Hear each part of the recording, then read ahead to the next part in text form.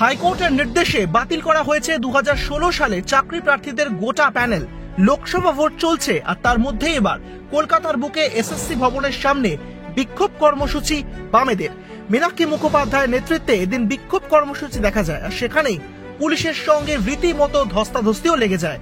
প্রচন্ড গরমে প্রতিবাদ কর্মসূচি চলাকালীন অসুস্থ হয়ে পড়েন বেশ কয়েকজন। পুলিশের সঙ্গে রীতিমতো ধস্তাধস্তি এবং বাকবিতণ্ডা চলে। আর এরপর মীনাক্ষী মুখোপাধ্যায়ের দাবি, চাকরি গিয়েছে যাক, যারা ঘুষ দিয়ে চাকরি পেয়েছে তাদের চাকরি যাওয়াই উচিত, কিন্তু কিছু মানুষের জন্য এবং তৃণমূল সরকারের জন্য যারা যোগ্য চাকরি প্রার্থী তারা কেন বঞ্চিত, তারা কেন দিনের পর দিন রাস্তায় বসে প্রতিবাদ করতে হবে, সেই নিয়ে এবার মুখ খুললেন মীনাক্ষী মুখোপাধ্যায়। কি বলেছেন তিনি শুনবো। যারা অযোগ্য, যাদের চাকরি করার কোনো রকম যোগ্যতা নেই, তাদেরকেও ঘুষের রাস্তা দেখিয়েছে রাজ্যের সরকার।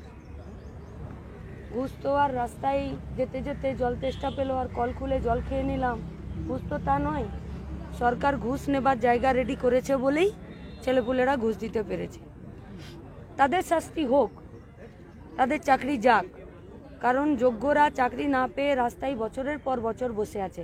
আর যারা ঘুষ দিল আর যারা ঘুষ নিল, যারা এক্সট্রা পদ তৈরি করলো, এই গোটা ঘুঘুর বাসাটাকে দ্রুততার সাথে শাস্তি দিতে হবে।